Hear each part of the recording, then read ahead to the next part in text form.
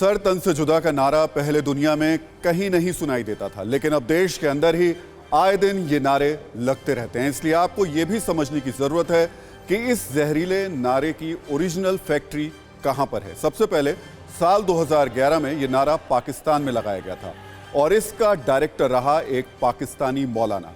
दरअसल पाकिस्तान में 2011 में एक क्रिश्चियन महिला आसिया बीवी को ईशनंदा के झूठे आरोप में मौत की सजा सुनाई गई, लेकिन पंजाब प्रांत के गवर्नर सलमान तासिर ने आसिया बीवी को निर्दोष बताया और सजा पर सवाल उठाए। इतना ही नहीं, सलमान तासिर ने ईशनिंदा कानून की भी आलोचना की। इसी बात से नाराज होकर सलमान तासिर के गार्ड मुमताज कादरी ने ही उनकी हत्या कर दी।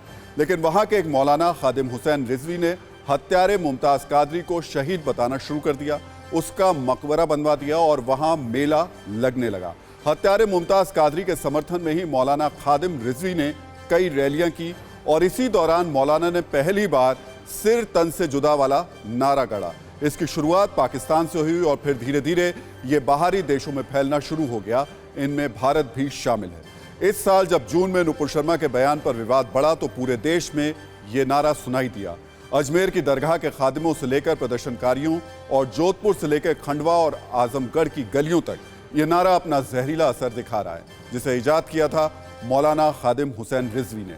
खादिम रिजवी की मौत हो चुकी है, लेकिन मौत से पहले वो इस नारे को फैलाने में कामयाब रहा। तो सर तन से जुदा का नारा अब एक तरह से कट्टरपंथियों की टूल किट बन गया है। देश के कई शहरों में ये गला काट गैंग एक्टिव है। उत्तर से लेकर दक्षिण तक सर तन से जुदा के नारे लगाए जा रहे हैं, लोगों के सिर कलम करने की धमकियां दी जा रही हैं। पाकिस्तान से आए इस नारे का सेंटर अब देश के कई शहर बन चुके हैं और चिंता की बात यह है कि यह महामारी एक बड़ी जमात को संक्रमण की चपेट में ले रही है। जम्मू कश्मीर से लेकर राजस्थान तक और मध्य प्रदेश से उत्तर प्रदेश तक हर रोज ऐसी घटनाएं हो रही हैं। कभी टीआरएफ जैसे आतंकी संगठन की धमकी में तो कभी कट्टरपंथी संगठन पीएफआई के नारों में। हर बार सरतन से जुदा का नारा और जहरीली सोच नजर आ जाती है।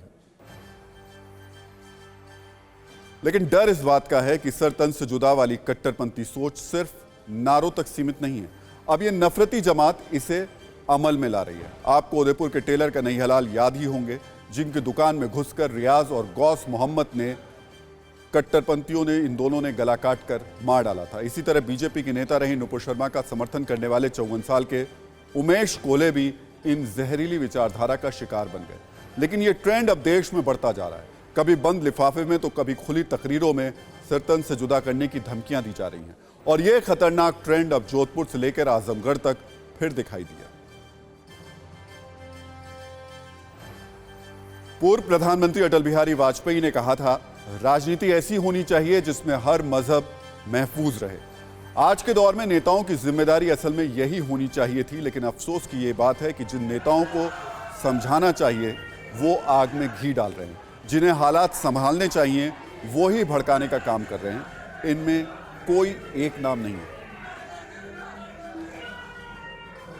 जहां जहां ये आपको दिखाई दे, मैं कहता हूं अगर इनका दिमाग ठीक करना है, इनकी तबीयत ठीक करनी है तो एक ही इलाज है, वो है संपूर्ण बहिष्कार। आप इस बात से सहमत हो? हाथ खड़ा करके बोलो सहमत हो और मेरे साथ बोलो, हम इनका संपूर्ण बहिष्कार करेंगे। हम इनके दुकान रेडियो से कोई सामान नहीं खरीदेंगे, हम इनको कोई मजदूरी नहीं देंगे। आप एक काम कर लेना, बस यही इनका इलाज है। उत्तर प्रदेश में जहां जहां बीजेपी की सरकार है, ऐसा लग रहा है कि मुसलमान एक खुली जेल में जिंदगी गुजार रहा है।